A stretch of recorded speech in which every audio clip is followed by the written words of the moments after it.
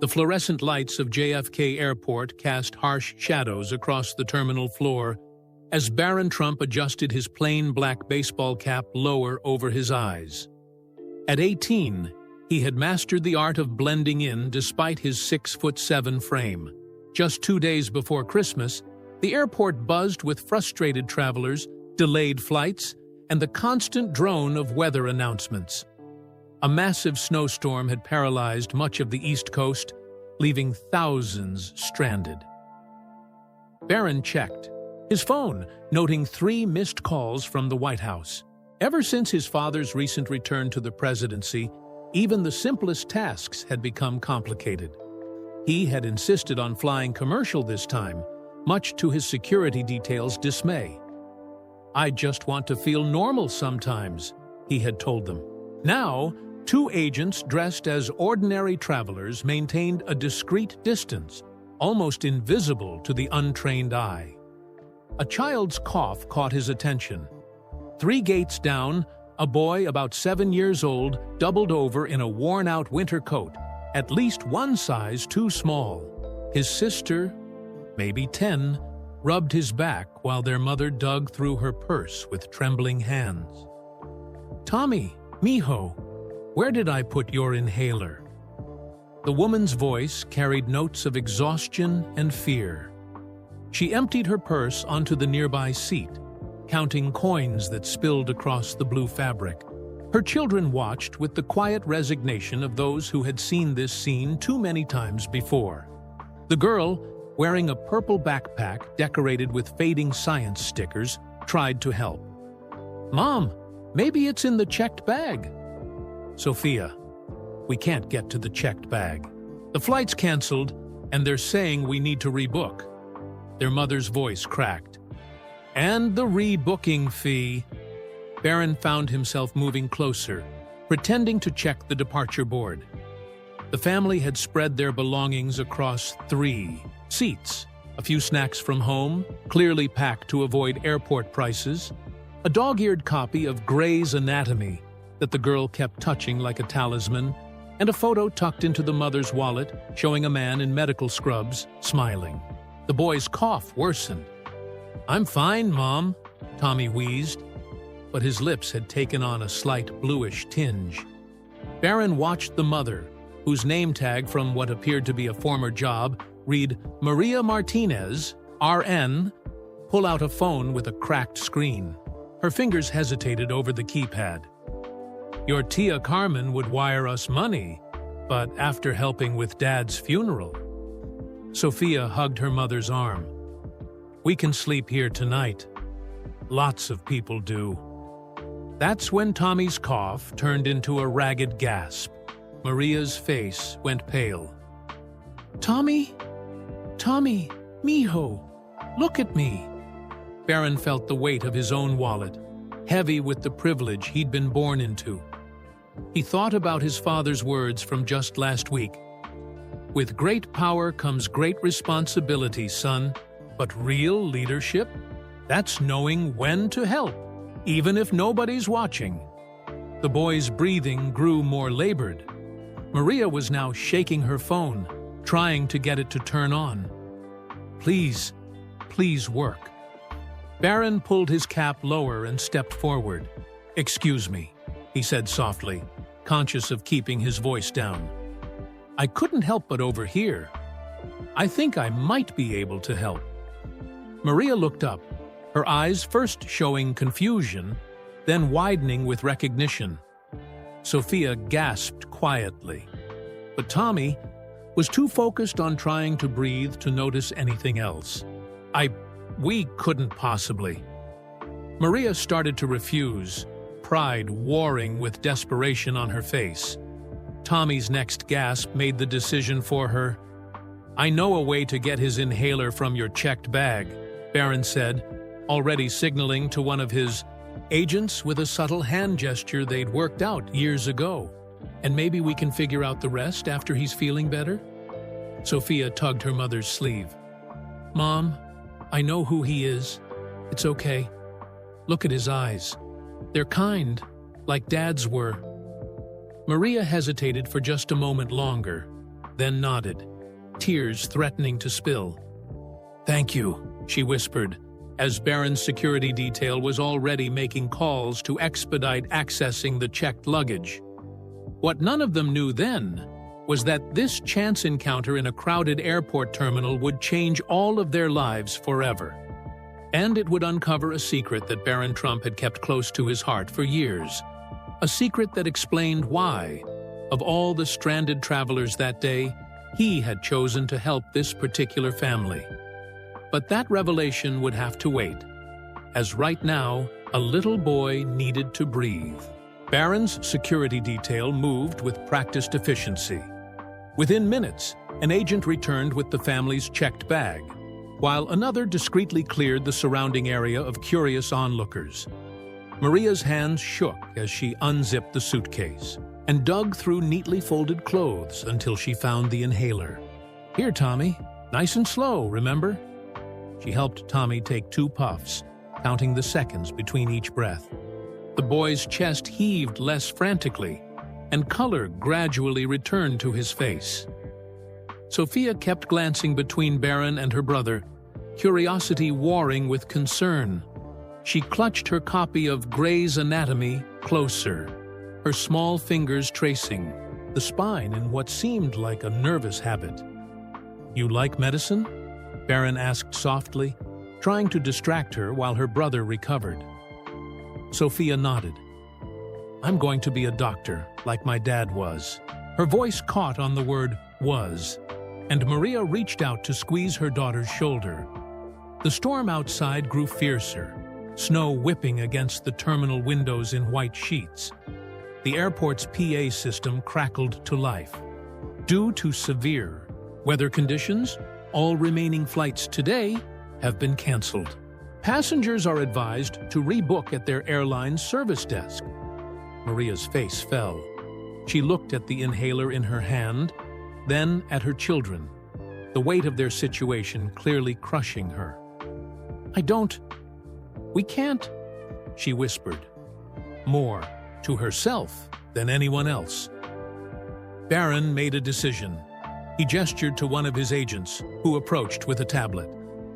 "Mrs. Martinez, I understand if you're uncomfortable accepting help from a stranger, but it's Christmas, and no one should be sleeping in an airport, especially when Tommy might need medical attention." "Please, call me Maria," she said automatically, then bit her lip. "But we couldn't possibly—" "Mom," Sophia interrupted, her voice carrying a maturity beyond her years. "Remember what Dad always said? Sometimes angels come in strange disguises." Tommy, breathing easier now, managed a small laugh. "Like really tall angels in baseball caps?" The tension broke slightly. As everyone chuckled, even the stoic security agents cracked small smiles. "I have a proposition," Barron said, keeping his voice low to avoid attention. "There's a hotel connected to the terminal. Let me book you a room for tonight. You can rest, Tommy can recover properly, and tomorrow we can figure out your travel situation when the weather clears." Maria started to shake her head, but Barron continued. "Please, consider it a Christmas gift. No strings attached. You can leave anytime you want, and no one needs to know." Sophia tugged at her mother's sleeve again. "Mom, look!"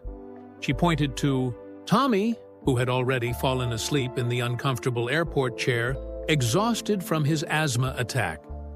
Maria looked at her sleeping son, then at her daughter's hopeful face, and finally at Barron. In that moment, she seemed to see past his famous last name to the genuine concern in his eyes. "You're sure no one will know? We don't want to cause any complications for your family." "I'm pretty good at staying out of the newspapers," Barron assured her with a small smile. "And my security team is even better at it." As if to prove his point, one of the agents had already arranged for a discreet entrance through the hotel's service corridor. Another agent was quietly handling the booking under an alias, ensuring no paper trail would lead back to either Barron or the Martinez family. Maria finally nodded, tears of relief threatening to spill. "Thank you," she whispered. "But please, let me find some way to repay—" "Mom!" Sophia interrupted again, her face serious. "Angels don't take repayment." Barron felt something tighten in his chest at the girl's words. If they only knew how close to home that hit, how much their situation reminded him of. But no, that story would have to wait. Right now, they needed to get Tommy to a proper bed. As they gathered the Martinez family's belongings, Barron caught a glimpse of something falling from Maria's purse. A crumpled letter from a hospital with an unmistakable red, urgent stamp across the top. He picked it up quickly and handed it back to her, but not before noting the words experimental treatment and payment required. The mystery of why this family was traveling at Christmas with their last dollars began to deepen.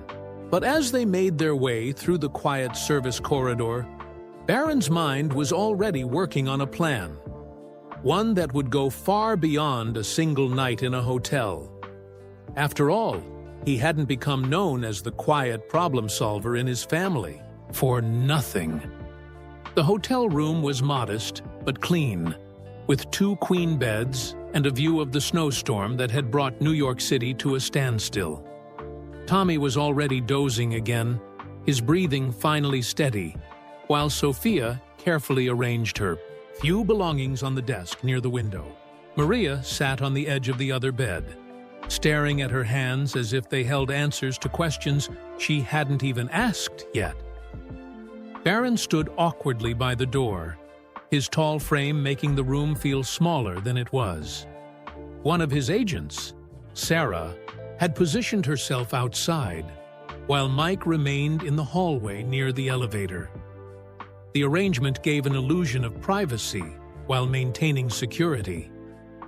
"I should go and let you all rest," Barron said softly. But Sophia's voice stopped him. "Why did you really help us?" The directness of her question, so characteristic of her age, caught him off guard. Maria started to scold her daughter, but Barron shook his head.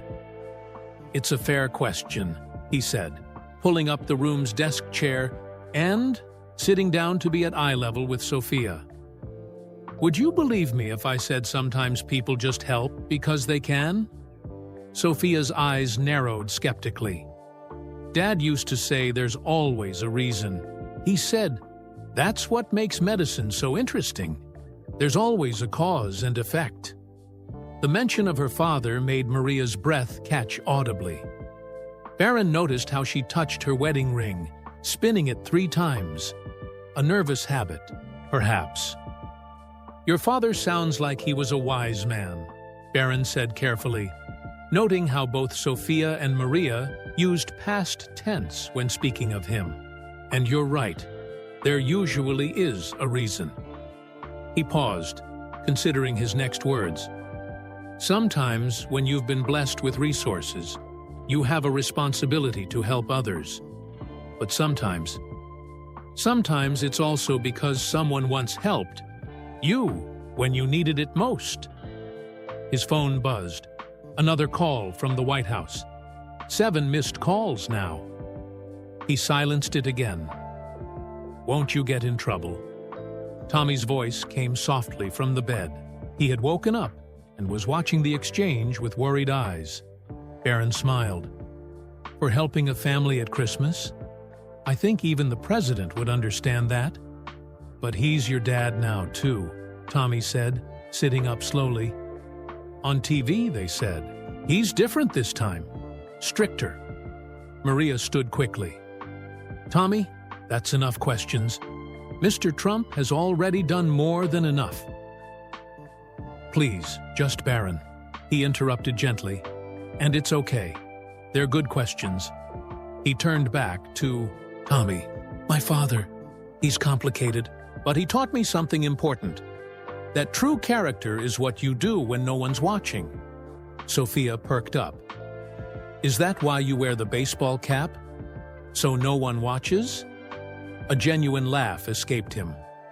"Partly, but mostly because it's comfortable. He adjusted the cap self-consciously, then caught sight of the hospital letter peeking out of Maria's purse again. Making a decision, he leaned forward. "Mrs. Martinez, Maria, I know we've just met, and I know accepting help from strangers is hard. But I saw the hospital letter."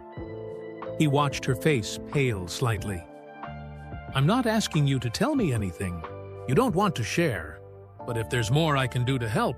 Maria's composure, which had held through the flight cancellation, the asthma attack, and even accepting the hotel room, finally cracked.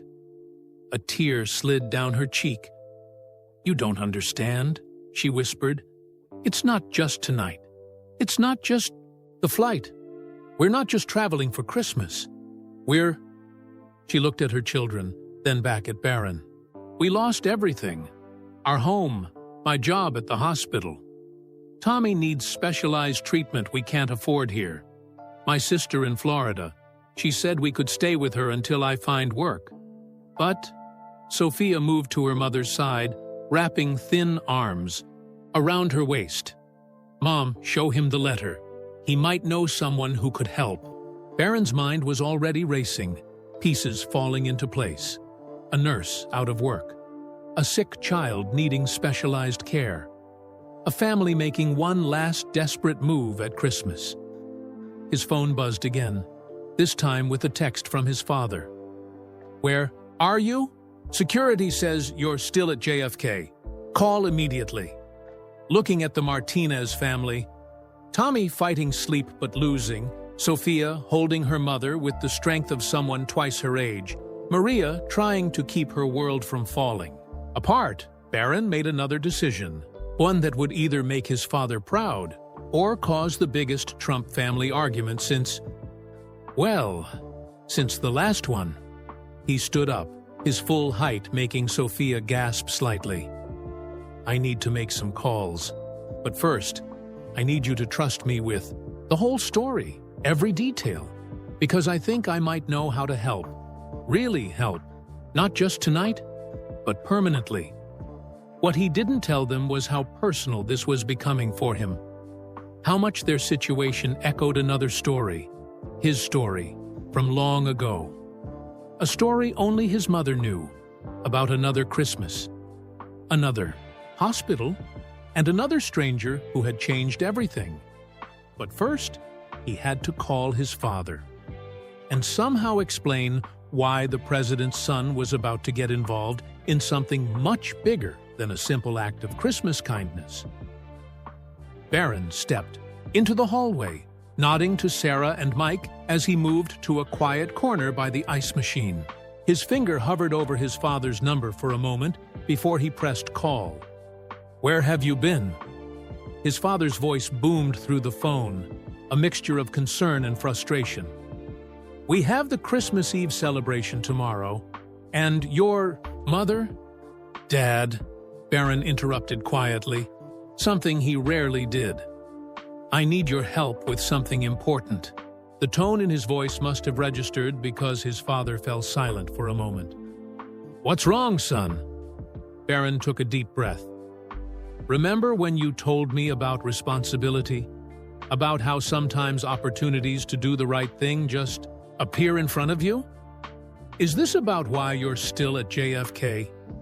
The president's voice softened slightly. "Security says you've been helping a family." "Yes. And Dad, it's like looking in a mirror from 15 years ago." Another pause, longer this time. When his father spoke again, his voice had changed completely. "Tell me." "There's a boy, Tommy. He has the same condition I had. The one Mom always worried about before we found Dr. Richardson. His mother is a nurse, just like the one who helped us that Christmas when we were struggling," his father finished, before things turned around. Barron leaned against the wall, memories flooding. "Back. They lost everything, Dad, just like we almost did. And the boy needs the same treatment I needed. The experimental one that saved my life. The one that insurance wouldn't cover."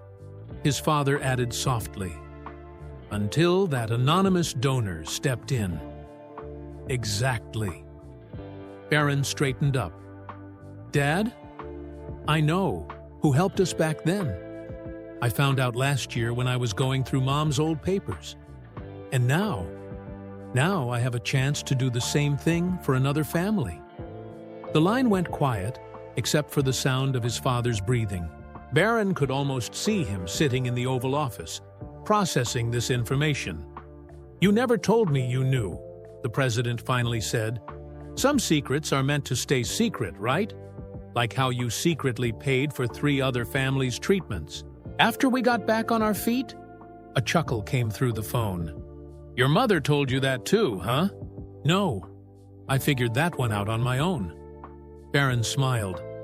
So, Dad, I need your help, but not as the president. As the man who once told me that true power isn't in what you have, but in what you do with it. Back in the hotel room, Maria was showing Sophia how to properly check Tommy's breathing while he slept, the same way she'd done countless times for other children during her nursing career. She tried not to think about how much she missed her job, her calling. The letter from the experimental treatment center felt like it was burning a hole in her purse. $150,000 for a chance to help Tommy breathe normally again. It might as well have been $1 million.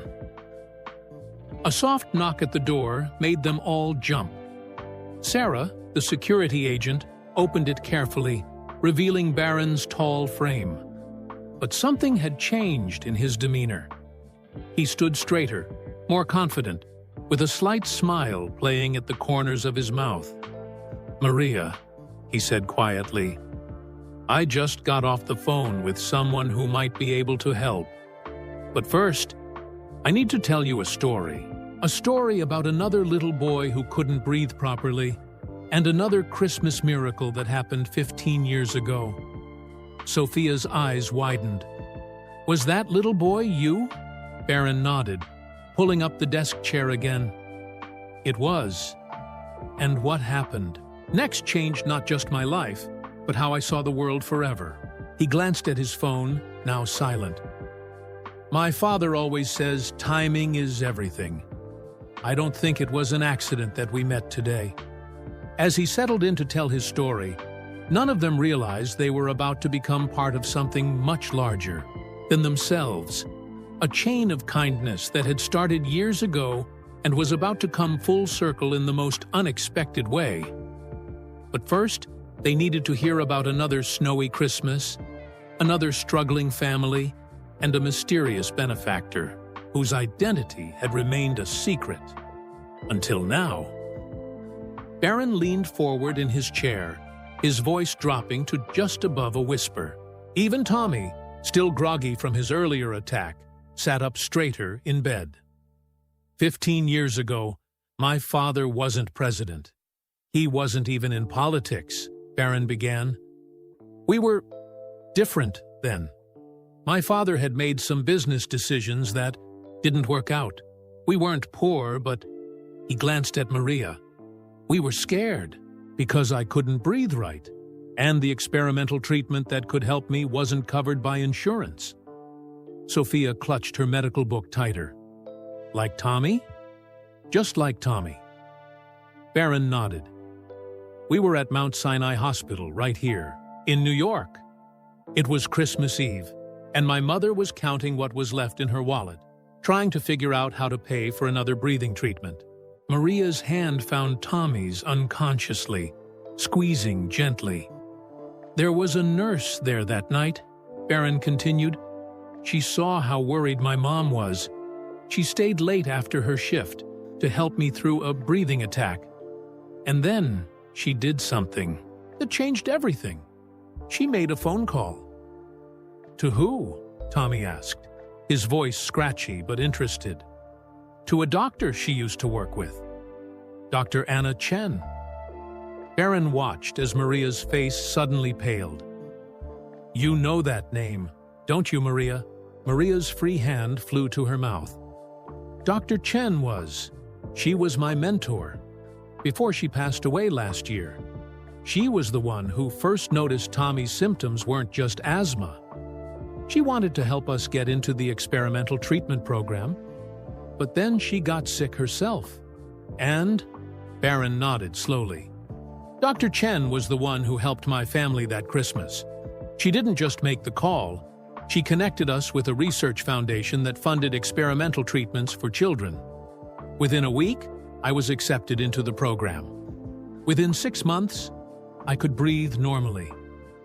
But how? Maria started. The foundation that helped us? Barron smiled. It was started by Dr. Chen herself, using her entire life savings. She believed that no child should suffer because their family couldn't afford treatment. And when she passed away last year, she left everything to continue that work. Sophia's eyes were wide. Did you know? When you helped us at the airport? Not at first, Barron admitted. But when I saw the hospital letter in your mom's purse, it had Dr. Chen's clinic letterhead, the same one I used to visit. It couldn't be a coincidence.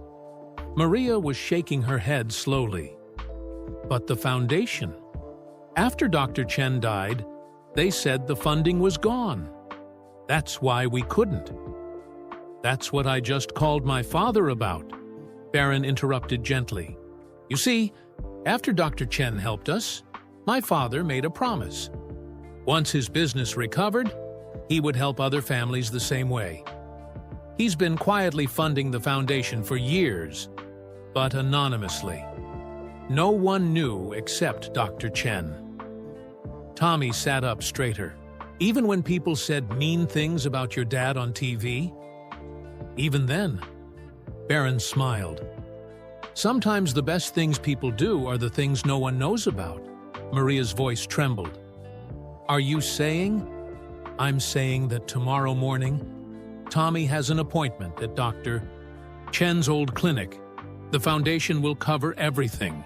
The experimental treatment, the follow-up care, all of it.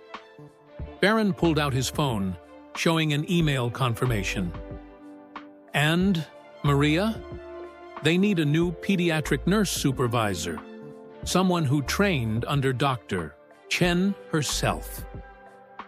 The room fell silent except for the soft sound of snow against the windows and Maria's quiet sobs. Sophia wrapped her arms around her mother while Tommy looked on in amazement. But why keep it a secret? Sophia finally asked.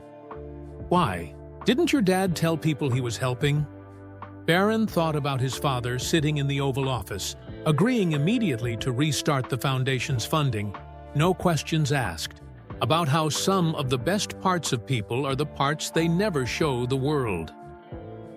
Sometimes, he said carefully, the biggest miracles happen in the quietest ways.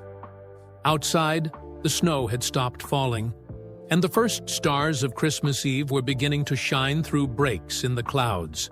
None of them knew it yet, but this was just the beginning of a story that would change not just their lives, but the lives of countless other families, all because of a chance encounter at an airport, a secret kept for 15 years, and the legacy of a doctor who believed in Christmas miracles. But the biggest revelation, the one about why Barron had really been at JFK Airport that day, was still to come. The next morning dawned clear and cold, the storm having swept through New York, leaving everything covered in a pristine blanket of white. Barron sat in the hotel's quiet restaurant at 6 a.m., nursing a cup of coffee while waiting for the Martinez family to join him for breakfast. His phone showed a text from his mother. I'm proud of you, but there's something else you need to tell them. He touched the small envelope in his jacket pocket. The real reason he'd been at JFK yesterday? The letter he'd meant to mail, addressed to Dr. Chen's old clinic, before fate had intervened in the most unexpected way. Barron?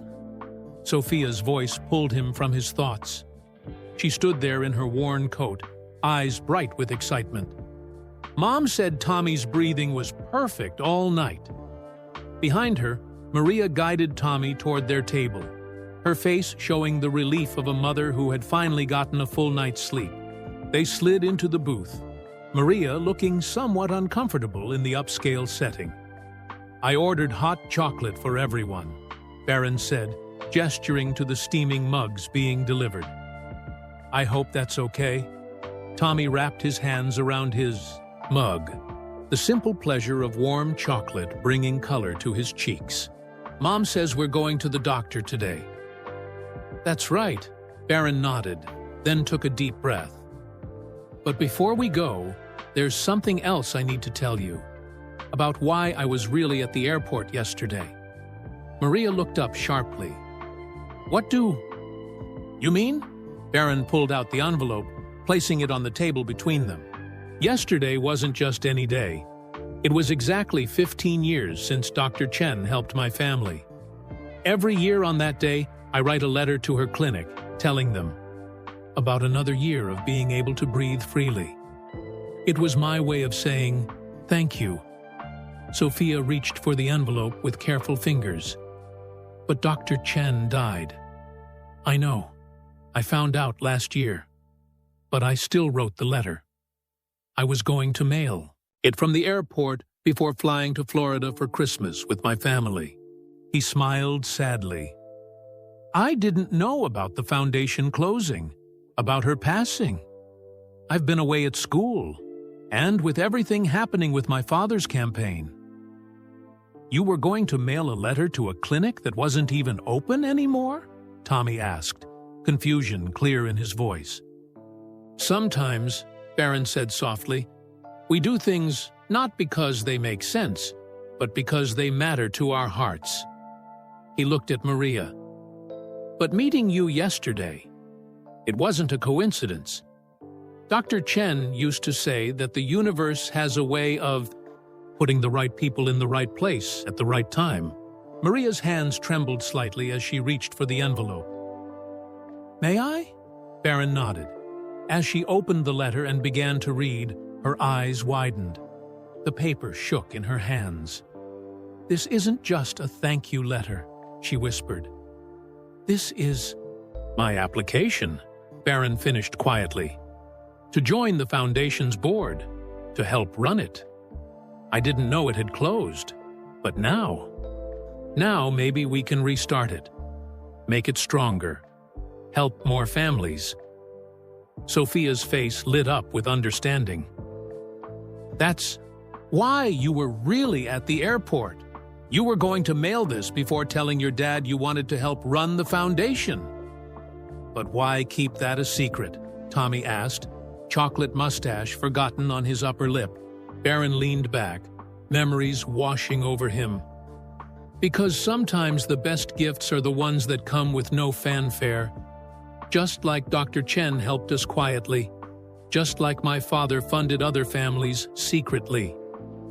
He paused, looking at each of them, "And because I needed to be sure I was doing it for the right reasons. Not because of who my father is, but because of who I want to be." Maria wiped a tear from her cheek. "And who is that?" "Someone who never forgets what it feels like to not be able to breathe. Someone who remembers what it's like to watch your mother count coins and worry. Someone who..." He was interrupted by a commotion at the restaurant entrance. Secret Service agents were converging, their earpieces buzzing with activity. Barron stood quickly, recognizing the signs. "What's happening?" Sophia asked, clutching her book. Barron's phone buzzed with a message. His eyes widened as he read it. "My father," he said quietly. "He's here." And suddenly, the story of why Barron Trump was really at JFK Airport, that snowy December day, was about to become even more extraordinary, because sometimes the biggest miracles need a president's touch. The restaurant staff scrambled into position as dark-suited agents swept through the space. Maria instinctively pulled Tommy closer, while Sophia's eyes grew wide as saucers. Barron remained standing, his height allowing him to spot his father's distinctive figure striding through the lobby. The President of the United States entered the restaurant with his characteristic confidence, but there was something different about him today. He wore no tie, just a simple button-down shirt and blazer, as close to casual as he ever got. His expression, usually stern for cameras, softened when he saw the group at the table. "Dad," Barron started, but his father held up a hand. "First things first." The president turned to Tommy, who was practically hiding behind his mother. "Young man, I hear you and I have something in common." Tommy peeked out, curiosity overcoming his shyness. "We do?" "Indeed." The president pulled out a chair and sat down, his security detail maintaining a respectful distance. "You see, watching my son struggle to breathe was the scariest thing I've ever experienced, and I've been in some pretty scary situations." Maria started to stand. "Mr. President, we can't thank you enough for—" "Please, sit." His voice was gentle, surprising even Barron. "And call me Donald, just for today, just in this room. Because today, I'm not here as the president. I'm here as a father who remembers." Sophia, emboldened by his informal tone, blurted out, "Remembers what?" A smile cracked through his usual facade. "I remember counting money in a hospital waiting room. I remember feeling helpless. And I remember a doctor named Chen who taught me something I never forgot." "What was that?" Tommy asked, gradually emerging from behind his mother. "That true wealth isn't in your bank account. It's in what you do for others when no one's looking." He reached into his jacket and pulled out a folder. "Which is why I'm here. Barron told me his plan for the foundation, but he doesn't know about this yet." Barron leaned forward. "Dad? Son, when you called last night, I made some calls of my own. It seems Dr. Chen left something else behind. A letter addressed to me, to be opened only if someone tried to restart her foundation." He slid the folder across the table. "She knew, somehow, that it would be you." With trembling fingers, Barron opened the folder and began to read aloud. "Dear Mr. Trump, if you're reading this, it means your son has chosen to follow the path of compassion I saw in him all those years ago. The foundation's closure was not due to lack of funds. I've been saving for years, waiting for the right person to take over. Someone who understands both privilege and pain.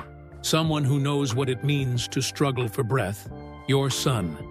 The entire fund, plus 15 years of interest, is his to manage. My only condition is that he starts with the Martinez family." Maria gasped. Sophia dropped her medical book. Barron looked at his father in shock. "But how did she know?" Tommy asked, voicing everyone's confusion. The president's eyes twinkled, a rare sight these days. "That's the other reason I'm here. Maria, would you happen to remember a young intern at Mount Sinai, about 17 years ago? The one who helped Dr. Chen during a particularly busy Christmas Eve shift?" Maria's hand flew to her mouth. That was me. My first year of training. We helped a family that night. A little boy who couldn't." Her eyes locked with Barron's. "Oh my God." "You were the nurse," Barron whispered. "The one who stayed late. The one who called Dr. Chen." The president nodded. Dr. Chen never believed in coincidences. She kept track of both of you all these years, waiting for the right moment. She knew someday your paths would cross again. Sophia, tears streaming down her face, hugged her medical book. "So when Barron saw us at the airport, the universe conspired," the president finished. Or maybe just a very wise doctor who believed in Christmas miracles. But there was still one more surprise to come. Because the letter in Barron's hands had a second page, one that would change not just the Martinez family's future, but the lives of countless others who struggled to breathe. And it all began with 3 words on that second page. Turn the page. With hands that barely trembled, Barron turned the page. The restaurant had fallen completely silent. Even the Secret Service agents seemed to be holding their breath. Tommy had crawled onto his mother's lap, despite being almost too big for it, and Sophia pressed against her other side. Dr. Chen's elegant handwriting continued. Dear Barron, by now you understand that nothing about today was an accident. Your presence at the airport, the Martinez family's flight cancellation, even the storm. Sometimes the universe conspires to put things right. But there's more. In the 15 years since you first came to my clinic, I've been watching. Not just you, but all the children we helped. I saw how you would visit the clinic even after you were better, reading to the younger patients. How you saved your allowance to buy toys for the waiting room. How you never forgot what it felt like to struggle for breath. What you don't know is that Maria Martinez wasn't just any nurse that Christmas Eve. She was my protégé, the one I trusted most. After she helped your family, she went on to develop a revolutionary breathing therapy technique that helped hundreds of children breathe easier. A technique that, due to budget cuts and hospital politics, never got the recognition it deserved. The VIR Foundation money isn't just for treating children, Barron. It's for revolutionizing how we treat them. In the basement of my old clinic, there's a room. Inside that room are 15 years of research notes, case studies, and Maria's original therapy protocols. I saved everything, waiting for the right moment, the right people, to bring it all together. Maria has the medical knowledge. You have the resources and the platform. Together, you can do what I never could. Make this treatment accessible to every child who needs it. The key to the clinic is taped to the back of this page. The security code is the date you first came to see me, a date I know neither of you has forgotten. But remember this: true miracles don't happen in boardrooms or laboratories. They happen in moments of kindness, in chance meetings at airports, in the quiet decisions we make when no one is watching. Take care of each other. Take care of all the children who can't breathe freely yet. And most importantly, remember that sometimes the biggest miracles start with the smallest acts of kindness. With love and faith, Dr. Anna Chen P.S. Tommy. Check under your chair. I left something there 15 years ago, knowing you would need it today. Tommy slid off his mother's lap and looked under his chair. There, taped to the bottom, was a small, worn envelope. Inside was a child's drawing, crude but touching, of a little boy flying a kite. On the back, in childish handwriting, was a note. Dear Dr. Chen, thank you for helping me breathe. Someday, I want to help other kids breathe too. Barron Trump, age 3. The president cleared his throat, clearly moved. I remember that drawing. You insisted on giving it to her. Maria wiped tears from her eyes. All these years, she knew? She planned this? Not planned, Barron said softly, understanding dawning in his eyes. She hoped, she believed, and she gave us all the tools we needed to make it happen. Sophia, who had been unusually quiet, suddenly spoke up. Mom, remember what Dad always said? Sometimes angels wear lab coats. The president stood, straightening his jacket. Well, I think it's time we got to that clinic. After all, he smiled, a rare, genuine smile. We have a Christmas miracle to continue. But as they gathered their things to leave, none of them realized that the biggest revelation was still to come. Because in Dr. Chen's basement, among the research files and medical protocols, lay one final secret, one that would connect everything in a way none of them could have imagined. And it had everything to do with why Barron Trump had really chosen to fly commercial that snowy December day. The motorcade wound through Manhattan's snow-covered streets, a stark contrast to the usual presidential procession. Instead of heading to a political event or official function, the most powerful man in the world was leading a small convoy to an unassuming medical clinic in a quiet neighborhood. In the presidential limousine, Tommy pressed his face against the window, fog forming from his now steady breathing. Sophia sat between her mother and Barron, still clutching her medical book like a shield. The president sat across from them, occasionally checking his phone but mostly watching his son with an expression that mixed pride and curiosity. "You still haven't told us," he said finally, breaking the comfortable silence. "Why were you really flying commercial yesterday?" Barron shifted in his seat, his height making the spacious limo feel suddenly smaller. "I told you, I was going to mail the letter." "Son," his father interrupted gently, "you have access to private jets. Secret Service protocols. You could have mailed that letter from anywhere. Why insist on going to JFK? Why that specific terminal?" Maria looked up, her nurse's intuition sensing something significant. "That's right. You were at our terminal, but you weren't flying anywhere." Sophia's eyes widened. "You were waiting for us." The car slowed as they approached the clinic, its brick facade showing signs of age, but still maintaining a dignity that spoke of Dr. Chen's legacy. Barron's hand went to his jacket pocket, where he kept another piece of paper, one he hadn't shown anyone yet. "I found something else," he admitted quietly. "When I was going through Dr. Chen's old correspondence last month, a letter she wrote to herself, dated the day she diagnosed Tommy." The president leaned forward. "What did it say?" It was a prediction. She wrote that one day, the little boy she helped 15 years ago would cross paths with another child who couldn't breathe. That it would happen at JFK, Terminal 4, on the anniversary of my first treatment. Barron pulled out the worn paper. She even predicted the snow.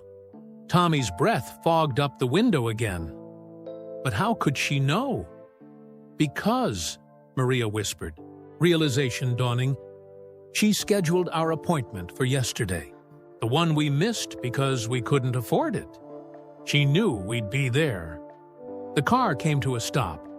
Through the tinted windows, they could see the clinic's entrance, untouched since Dr. Chen's passing. A small sign still hung in the window. "Chen, Pediatric Breathing Center. Every child deserves to breathe freely." "But there's more," Barron said, his voice thick with emotion. "The letter didn't just predict our meeting. It explained why it had to be me who found you, why it had to happen this way." The president's phone buzzed, likely something requiring his immediate attention. But for once, he ignored it. "Why?" Before Barron could answer, Sophia gasped. She had opened her medical book, and something had fallen out. A photograph, old and slightly creased. In it, a much younger Maria stood beside Dr. Chen, both wearing scrubs. They were smiling. At the camera and in Maria's arms was a small boy with a breathing tube. "Mom?" Sophia whispered. "Is that—" "That's me," Barron said softly. "The night you helped save my life." The photograph trembled in Sophia's hands. In the background, barely visible but unmistakable, was another figure, a young medical student observing the scene. She had the same gentle eyes as Sophia, the same determined set to her jaw. "Dad," Tommy breathed, recognizing their father in his younger days. Maria's hands flew to her mouth. That's why when I first started developing my breathing therapy technique, Dr. Chen was so supportive. She knew all along." The president looked between the photograph and his son, understanding spreading across his features. "You weren't just at JFK to mail a letter. You were there to complete the circle. Barron nodded, reaching for the clinic's door handle. Dr. Chen wrote that true healing isn't just about medicine. It's about connecting the right people at the right moment. She knew that the nurse who helped save my life would one day have children of her own, that one of them would need the same help, and that I would be the one to ensure they got it. As they stepped out into the crisp December air, the weight of Dr. Chen's intricate plan settling around them like the fresh snow, none of them realized that behind the clinic's locked doors lay one final surprise. Because Dr. Chen hadn't just left them her research and her foundation. She'd left them a Christmas miracle that would change modern medicine forever. And it was hidden in the last place any of them would think to look. The key trembled in Barron's hand as he approached the clinic's front door.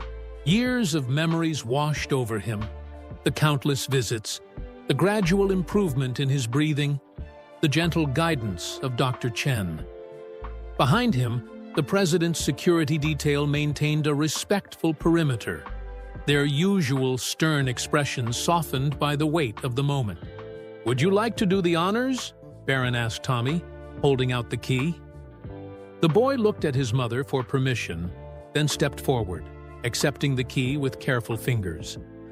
It took both Tommy and Sophia working together to turn it in the lock, a soft click echoing in the winter morning.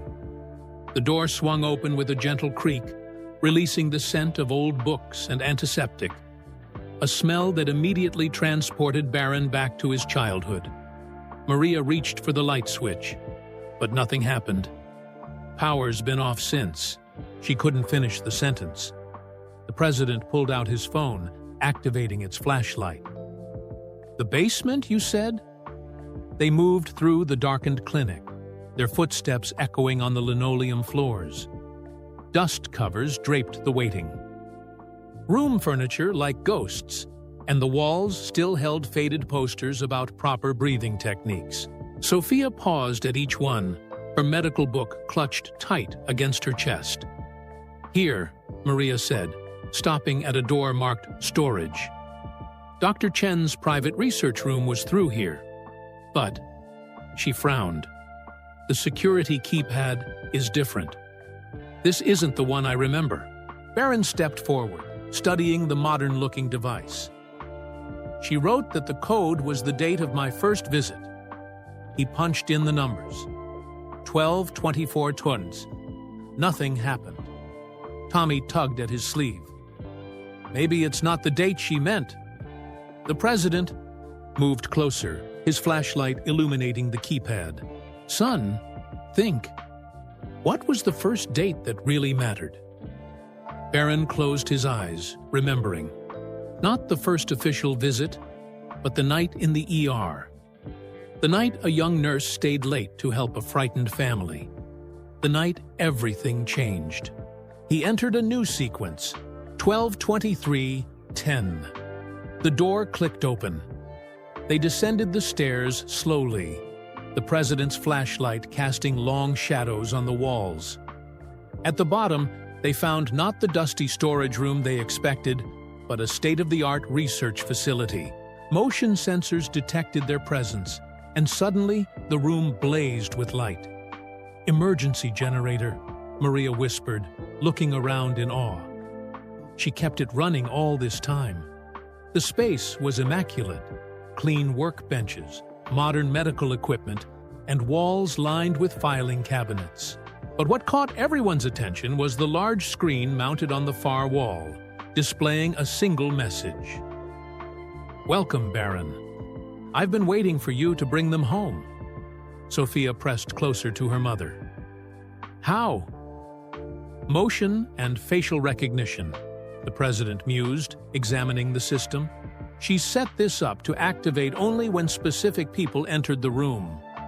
The screen changed, showing Dr. Chen's face, a video recorded before her passing. Her kind eyes seemed to look directly at them as she began to speak.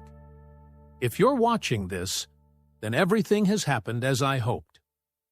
The nurse who showed such compassion has been reunited with the family she helped. The boy who couldn't breathe has grown into a young man ready to help others. And most importantly, you've all found your way back here, where it all began. She paused, smiling. But the research, the foundation money, even this facility, they're not the real miracle. Look behind you, Maria. Look where you always kept your coffee cup during those late-night research sessions. Maria turned slowly toward a small desk in the corner. There, covered in dust, but unmistakable, sat her old coffee mug, the one she'd thought lost years ago. With trembling hands, she lifted it. Taped to the bottom was a USB drive. Your therapy protocol wasn't just effective, Maria. Dr. Chen's recording continued. It was revolutionary. I've spent the last 15 years secretly documenting its success, gathering data, preparing for this moment. Everything you need to prove its effectiveness is on that drive. Every case study, every success story, every piece of evidence the medical board said you lacked. Tommy moved closer to the screen, his breathing steady and strong. Mom, what does that mean? But it was the president who answered, his business acumen kicking in. It means your mother's treatment is about to help a lot of children breathe easier. Barron watched as Maria clutched the USB drive, tears streaming down her face. But Dr. Chen wasn't finished. The screen changed again, showing one final message that made everyone in the room catch their breath. Because sometimes the biggest miracles come wrapped in the smallest packages. And what Dr. Chen had hidden in that coffee cup would change not just their lives, but the lives of millions of children around the world. Maria turned the coffee cup over in her hands, something else catching her eye. There, written in Dr. Chen's precise handwriting on the cup's base, was a sequence of numbers. These coordinates, she whispered. They're 4. The supply cabinet, Sophia finished, already moving toward the far wall. Years of following her mother around hospitals had taught her to recognize medical storage when she saw it. The president's security detail moved to inspect the cabinet first, but Barron held up his hand. Wait, let Tommy do it. Everyone turned to look at him in surprise, but there was understanding in his father's eyes. Because he's the one who needs it most? Barron nodded. Dr. Chen always said the children who couldn't breathe had the strongest instincts about what could help them. Tommy approached the cabinet slowly, his breathing steady, but his hands shaking slightly. The lock was another keypad, but this one was different. Instead of numbers, it had medical symbols. Mom, Tommy called out. These are like the ones in your old notebook. The ones you used to draw when you were working on your therapy? Maria moved closer, gasping softly. The symbols were indeed from her original research, the patterns she'd developed to help children understand breathing rhythms. Patterns she'd never published, never shared with anyone except. Dr. Chen watched me develop them, she said quietly. All those late nights when I thought I was working alone, she was documenting everything. Sophia opened her medical book to a page she'd marked. Look, they're here too. She held up a page where, in the margins, the same symbols had been carefully drawn. The president leaned in, his business instincts kicking in again. These aren't just therapy notes. They're a patent application. Dr. Chen was protecting your work all along, Maria. With trembling fingers, Maria pressed the symbols in the sequence she'd developed years ago, the same sequence she'd used to help Barron breathe properly that Christmas Eve so long ago. The cabinet clicked open.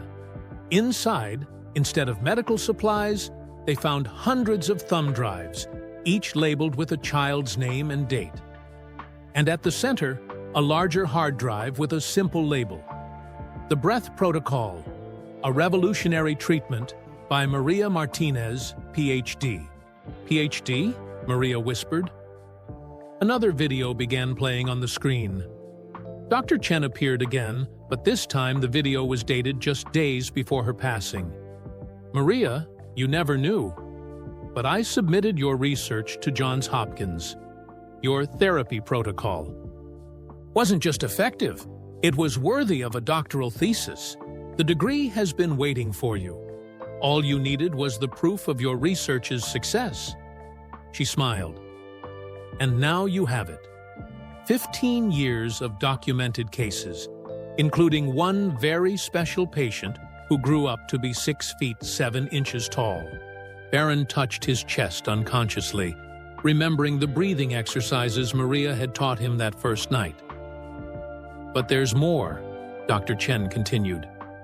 "The last drive contains something else, something that will ensure every child who needs this treatment can get it." The president stepped forward, understanding dawning on his face. "The foundation money was never just about funding treatments," Barron finished. "It was seed money to start manufacturing the training tools, the monitoring devices, everything needed to make mom's therapy accessible worldwide." Tommy pulled one last item from the cabinet, a small, inhaler-sized device with the breathing pattern symbols arranged in a circle. "Like this?" Maria covered her mouth. "My prototype, the one that disappeared years ago. Dr. Chen, you had it patented in your name," the president said, examining the device. "And from the look of these documents, she set up everything needed to start production. All it needed was someone who understood both the medical and business sides," Barron said softly. "Someone who knew what it meant to struggle for breath and who had the resources to make it accessible to everyone." Sophia hugged her medical book tight. "That's why you were really at the airport. Not just to help us, but because sometimes miracles need a little help finding their way home," Barron finished.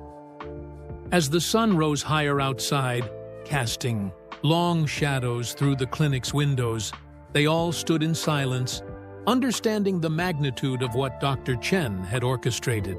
She hadn't just saved a legacy, she'd created a future. But there was still one final surprise waiting. Because in the very back of that cabinet, behind all the drives and documents, sat a small red envelope with today's date written on it. And inside was the answer to the question they hadn't even thought to ask yet. What happens next? Barron reached for the red envelope with steady hands, everyone gathering closer. Even the president's security detail seemed to lean in, their usual stoic expressions softened by the magic of what they'd witnessed. "Should I?" Barron asked, looking at Maria. She nodded, one arm around each of her children. Together. Inside was a single sheet of paper, covered in Dr. Chen's elegant handwriting. As Barron began to read aloud, her voice seemed to fill the room one last time. "My dearest friends, if you're reading this, it's Christmas Eve morning, 2025. The snow has stopped falling, Tommy is breathing easier, and Maria has finally discovered what I've known all along, that she never needed a degree to change the world, but she earned one anyway. But you're all wondering, what happens next? The answer is simpler than you think. Barron, in your pocket is your phone. On it is the number for the head of pediatric medicine at Mount Sinai Hospital. He's expecting your call. Has been for 15 years, actually. The position of Director of Respiratory Innovation has been held open, waiting for the day Maria's research was finally revealed. Maria, that office you glimpsed on your way down here? The one with your name already on the door? It's not presumptuous. It's destiny. Your therapy protocol isn't just going to help children breathe. It's going to revolutionize how we think about respiratory medicine. Mr. President, and yes, I knew you would be by now, In the bottom drawer of my desk is a proposal for a National Children's Respiratory Health Initiative. I trust you'll know what to do with it. Sophia, check page 394 of your medical book. I left something there for you, an acceptance letter to a very special summer program for future doctors. Your father would be so proud. And Tommy, look inside your old inhaler, the one you thought was empty. There's a note there that I wrote, the day you were born. I knew then what you're just discovering now. You don't just need to breathe better. You were born to help others learn to breathe too. But the real miracle isn't in any of these plans or programs or proposals. The real miracle is that 15 years ago, a nurse stayed late to help a frightened family. A doctor saw potential where others saw problems. A little boy promised to help others once he could breathe freely again. And a family never lost hope, even when it seemed like all was lost. So what happens next? You already know. Because miracles don't end on Christmas Eve. They're just beginning. All my love, Dr. Anna Chen P.S. Barron, that press conference your father's team scheduled for noon today? The one about a major healthcare initiative? Now you know what to announce. P.S. Maria, you might want to change your shirt. There's a fresh lab coat in your office. After all, you're about to be on national television. The room fell silent as Barron finished reading. Tommy was already opening his old inhaler, tears falling as he read his private note. Sophia had found her acceptance letter, clutching it to her chest while whispering, "Thank you," over and over. Maria stood in shock, looking between the lab coat hanging in her office and the doctoral degree now projected on the screen. The president checked his watch, then smiled. Well, we have exactly 3 hours until that press conference. Shall we show the world what a real Christmas miracle looks like? But before anyone could move, one final message appeared on the screen, a video clip they hadn't seen yet. Dr. Chen, looking directly into the camera, spoke one last time. Remember this moment. Remember how it feels. Because sometimes the biggest miracles aren't the ones that change the world. They're the ones that change our hearts. And as they gathered their things, preparing to share their miracle with the world, none of them noticed the small origami crane that had fallen from the red envelope. On its wing, in tiny writing, was one final message, a message that would only make sense many years later, when another child who couldn't breathe found their way to the clinic's door. But that's another story for another Christmas. The press conference was unlike anything the White House press corps had ever seen. Instead of the usual political backdrop, the president stood in front of Mount Sinai Hospital's pediatric wing. Beside him, Barron towered in a perfectly tailored suit, his usual shyness replaced by quiet confidence. And next to Barron stood Maria Martinez, wearing her new lab coat, her children beaming beside her. Ladies and gentlemen, the president began. Today, we're not here to talk about policy or politics. We're here to talk about miracles. Camera flashes erupted as he stepped aside, letting Barron take the podium. The young man who had always avoided the spotlight now faced it with purpose. 15 years ago, Barron began, his voice steady. I was a little boy who couldn't breathe properly. Today, I stand before you to announce the launch of the Chen Martinez National Respiratory Institute. In the front row, Tommy sat up straighter, in his chair, his breathing clear and strong. Sophia clutched her medical book, the summer program acceptance letter tucked safely inside. Maria wiped tears from her eyes as Barron continued.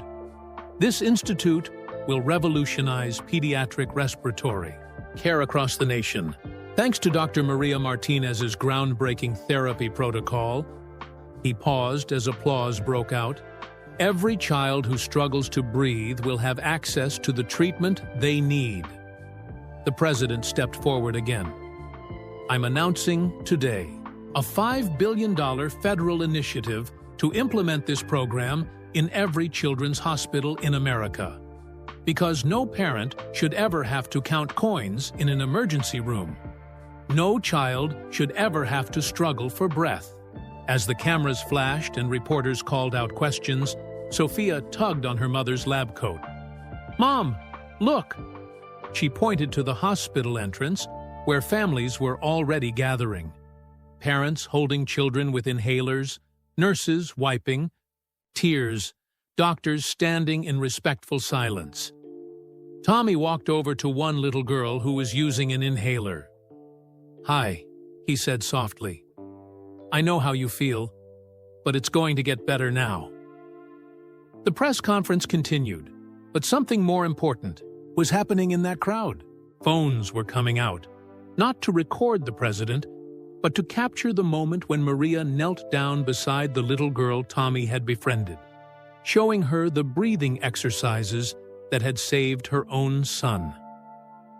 Barron watched from the podium, remembering Dr. Chen's words about miracles, changing hearts rather than worlds.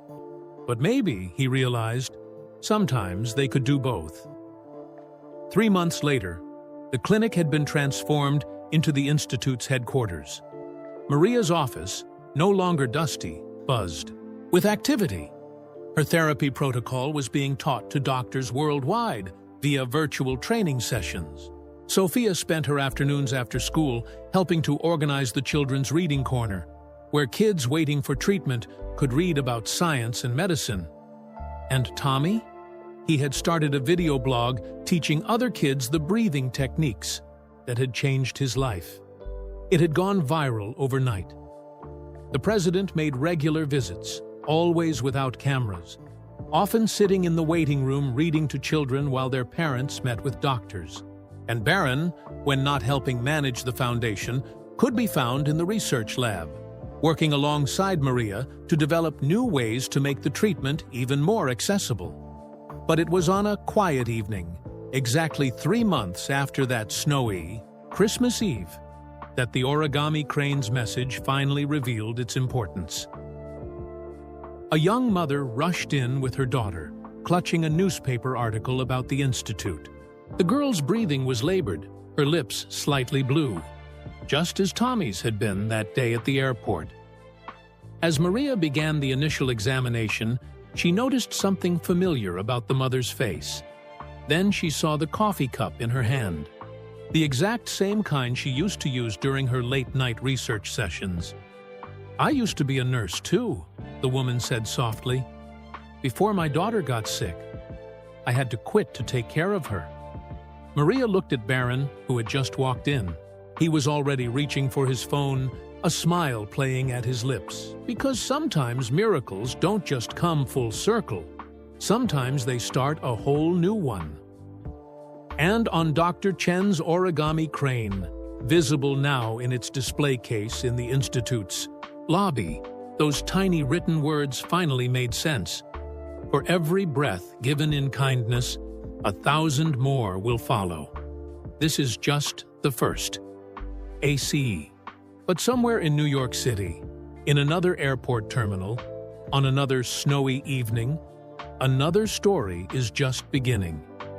Because that's the thing about miracles. They never really end. They just find new hearts to change. Where are you listening from? Drop a comment below and let us know.